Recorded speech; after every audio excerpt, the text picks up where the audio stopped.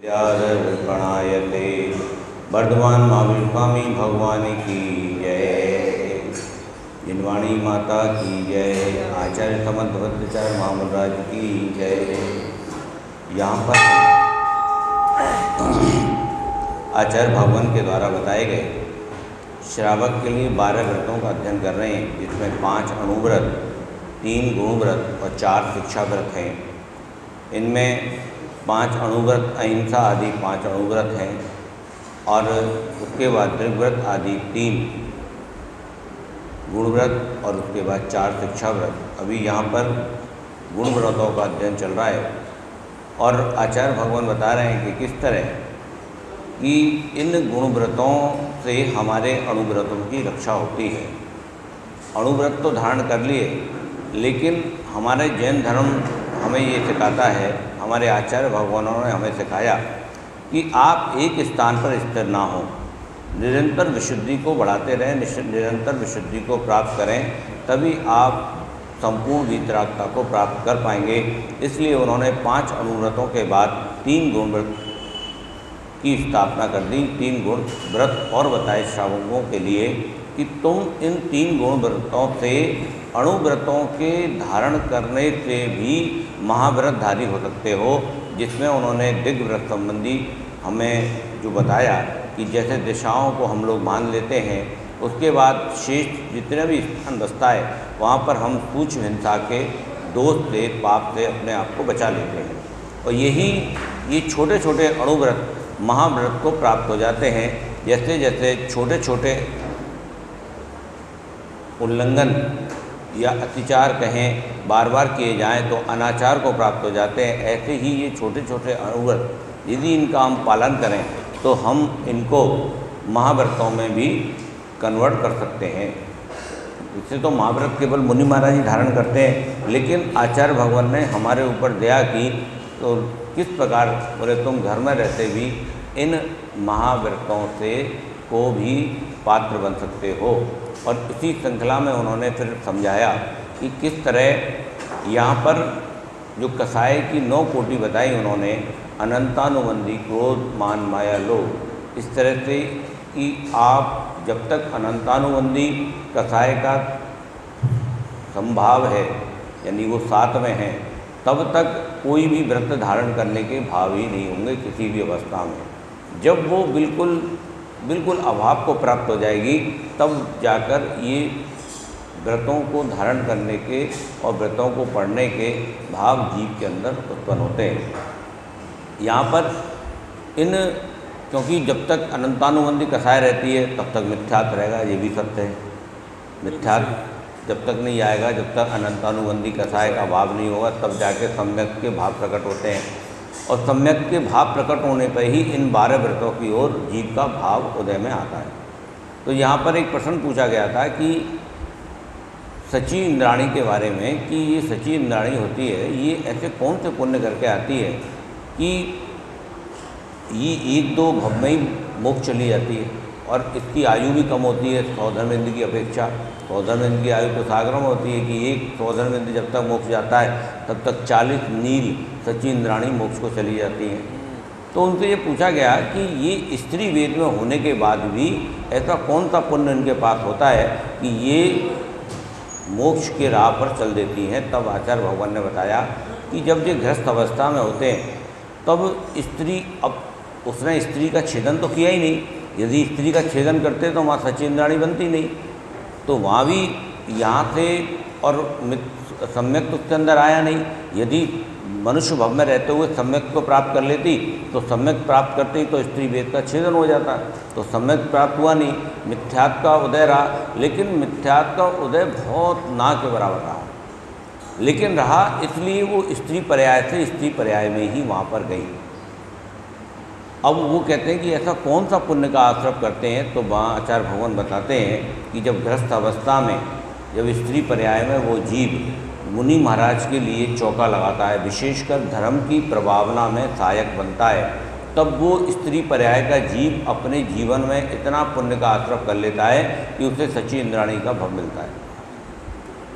अपने संसार को इतना कम कर लेते हैं वो लोग, वो जो स्त्री पर्याय का जीव होता है वो अपने संसार को इतना संकुचित कर लेते हैं कि कोई भी परिग्रह नहीं रखना, अपने जीवन में व्रत, नियम, संयम, तप, त्याग की इतनी ज़्यादा आवृत्ति करते हैं कि उनका संसार बहुत छोटा सा रह जाता है। मिथ्यात्व भी रहता है तो वो ना के बराबर, लेकिन मिथ्यात्व रहता है, इसलिए स्त्री पर्याय से स्त्री पर्याय में जाती है और फिर वहाँ जाकर सौधर्मेंद्र का सानिध्य मिलता है। और जब पंचकल्याणकों में जाते हैं, जब पंचकल्याण क्रिया में जाती है तब देखो उसका पुण्य का उदय आता है। वहाँ पर जैसे ही वो तीर्थंकर बालक को गोद में लेती है तो उसको उनसे राग उत्पन्न नहीं होता, बल्कि वो अपने आप को पुण्यशाली मानती है कि हे भगवान, मैं कितनी पुण्यशाली हूँ कि जो तीर्थंकर बालक इसी भव से मोक्ष जाएगा, आज मैं अपनी गोदी में उसको खिला रही हूँ।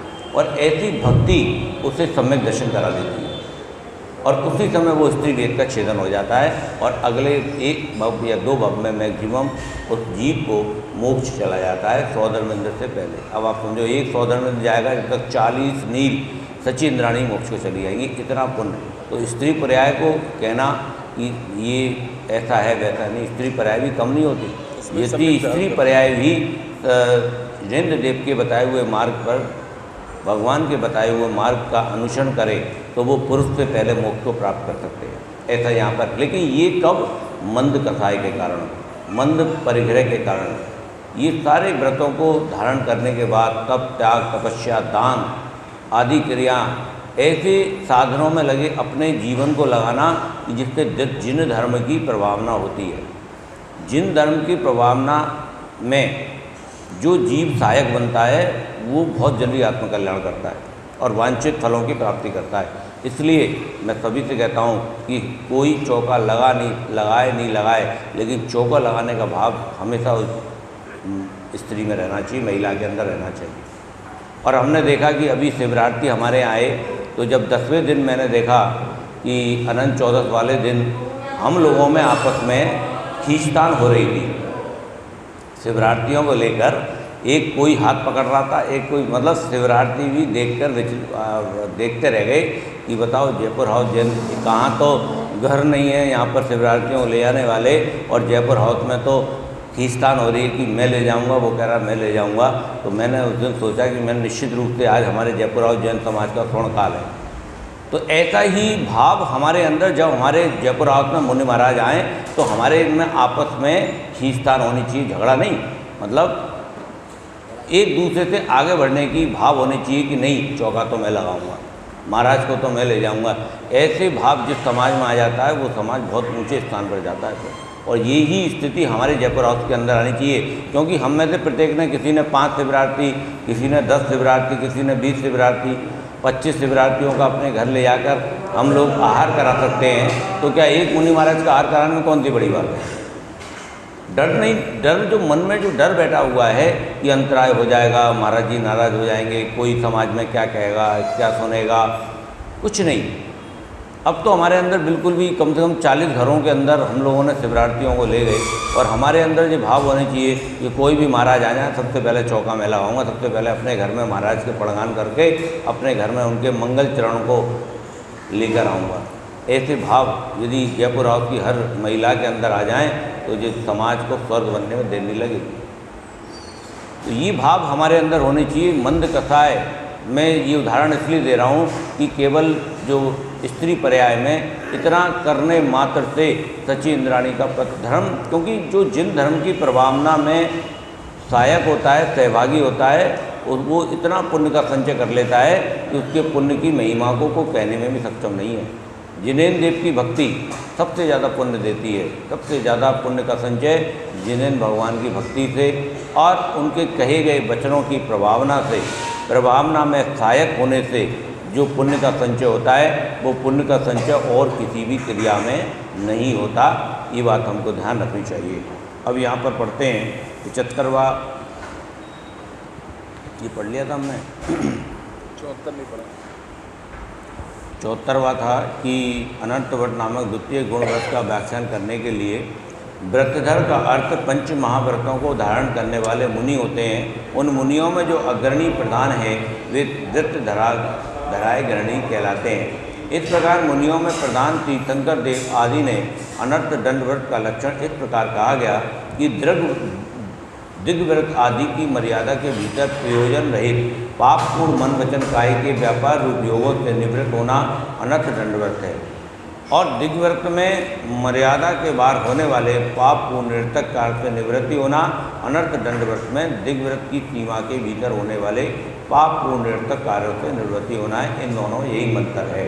यानी जो दिग्व्रत जीव ने धारण की, जो दिग्व्रत लिया है, उस दिग्व्रत को अनर्थ दंड व्रत के द्वारा ही संभालना है, नहीं तो वो दिग्व्रत अतिचार होने में देर नहीं लगती।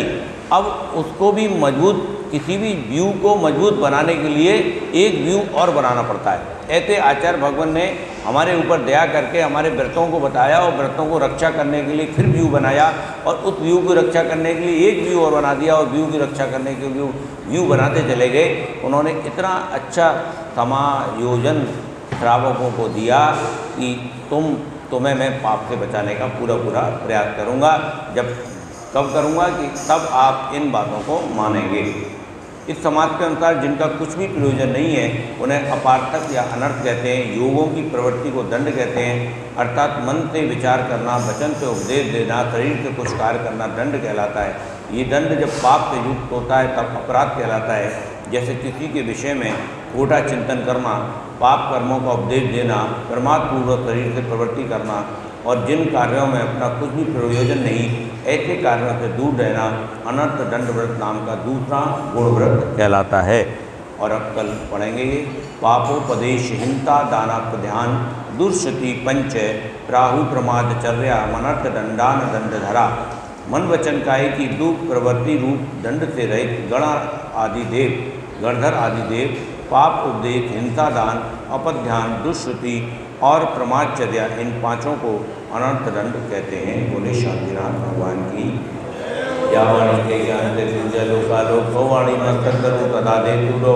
ये जिनवाणी भारती कोई समुद्र नैन, जो तेरी करुणाधरी कृपा विषैन।